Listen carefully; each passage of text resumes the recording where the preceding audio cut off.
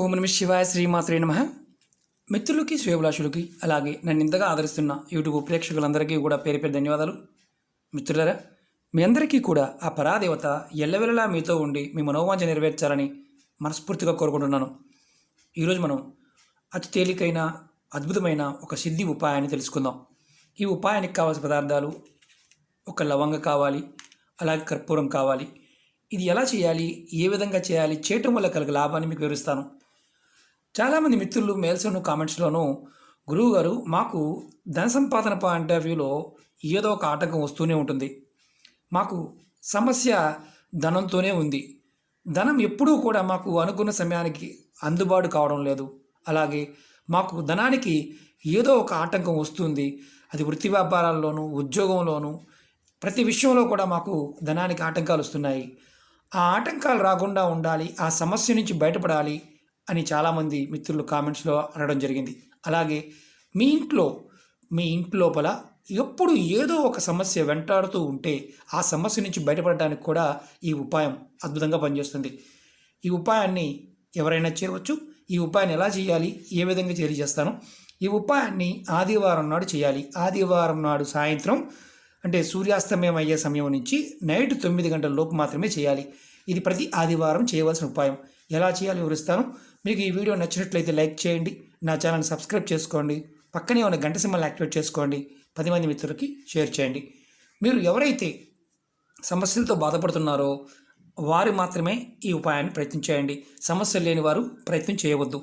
అలాగే ఈ ఉపాయాన్ని సాయంత్రం స్నానం చేసిన తర్వాత ఆడవారైనా మగవారైనా సరే ఇంట్లో నెలసరి ఉన్నప్పుడు, అంటే కుటుంబంలో కుటుంబ సభ్యులకు నెలసరి ఉన్నప్పుడు మాత్రం చేయకూడదు.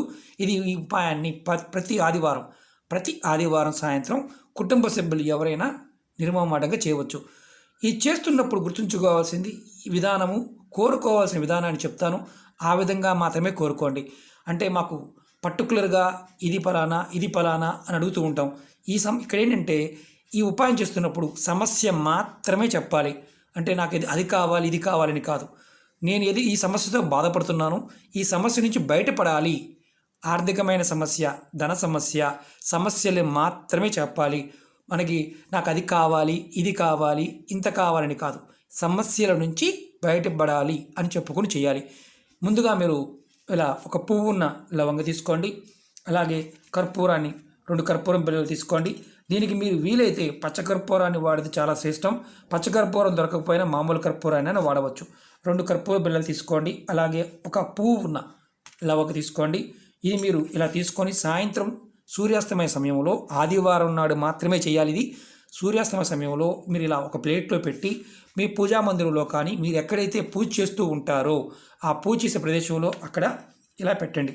ఇలా పెట్టి మీరు కళ్ళు మూసుకొని 2 చేతులు జోడించి స్వామివారికి నమస్కారం చేసుకొని మీ ఇష్టదైవానికి సూర్యభగవానికి అనుకోండి. సాయంత్రం సూర్యాస్తమయం సమయం నుంచి మొదలుపెట్టి నైట్ 9 గంటల లోపు మాత్రమే చేయాలి. ఇది ముందు ప్లేటు అలా పెట్టండి, సూర్యాస్తమయ సమయంలో అలా పెట్టండి, తర్వాతైనా పెట్టవచ్చు. పెట్టిన తర్వాత కళ్ళు మూసుకొని 2 చేతులు జోడించి మీకు ఏదైతే సమస్యలు ఉన్నాయో, నాకు ఏ సమస్య అయినా సరే, ఇది సమస్య కోరిక కాదు, మళ్ళీ చెప్తున్నాను కోరిక కాదు, ఈ సమస్య నాకు తీరిపోవాలి, ఈ సమస్య నుంచి నేను బయటపడాలి, నాకు మార్గం కావాలి అని కోరుకోవాలి. మీకు ఈ విధంగా కోరుకోవడం అంటే ఇది చేయటం వల్ల లక్ష్మీదేవి కుబేరుల యొక్క అనుగ్రహం కలుగుతుంది. ధనానికి సంబంధించిన విషయాల నుంచి బయటపడతారు. అంటే ఏదైతే ధన సమస్యలతో బాధపడుతున్నారో వాటి నుంచి బయటపడతారు. మీరు మనసులో బలంగా కోరుకున్న తర్వాత మీ ఈ ప్లేట్ని కుడి చేతితో ఇలా పట్టుకొని ఈ ఎడం చేతి కింద పెట్టండి, కుడి చేతిని ప్లేట్ కింద పెట్టండి.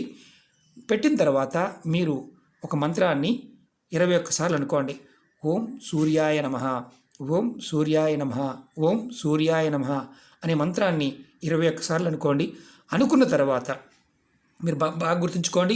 అనుకున్న తర్వాత మళ్ళీ ఒకసారి మీరు ఏదైతే సమస్యలతో బాధపడుతున్నారో ఆ సమస్యలు చెప్పుకున్న తర్వాత మీరు ఈ 2 కర్పూరం బిళ్ళల పైన ఈ లవంగని ఇలా పెట్టి అదే ప్లేట్లో మీరు వెలిగించండి. ఈ పూజా మందిరంలో వెలిగించండి. చూడండి, ఇలా వెలిగించండి. వెలిగించిన తర్వాత ఈ ప్లేట్ పట్టుకొని మీరు ఎవరైతే చేశారో, కుటుంబ సభ్యులు ఎవరైతే చేశారో మీ ఇంట్లో ఉన్న అన్ని గదుల్లో కూడా తిప్పండి. తిప్పిన తర్వాత ఏదైతే దీంట్లో కాస్త ఆ లవంగ మసి వస్తుంది, ఆ మసిని నీళ్ళల్లో కలిపేసి షింక్లో పోసేయండి. మీరు ఇది ప్రతి ఆదివారం నాడు మంత్రాన్ని చెప్పుకోవాలి, మీ కోరిక చెప్పుకోవాలి. ఇలా మీరు ప్రతి ఆదివారం నాడు సాయంత్రం సమయంలో చేస్తూ ఉంటే మీ మీద లక్ష్మీ కుబేరుల యొక్క అనుగ్రహం కలుగుతుంది. ఆర్థికమైన సమస్యల నుంచి బయటపడతారు.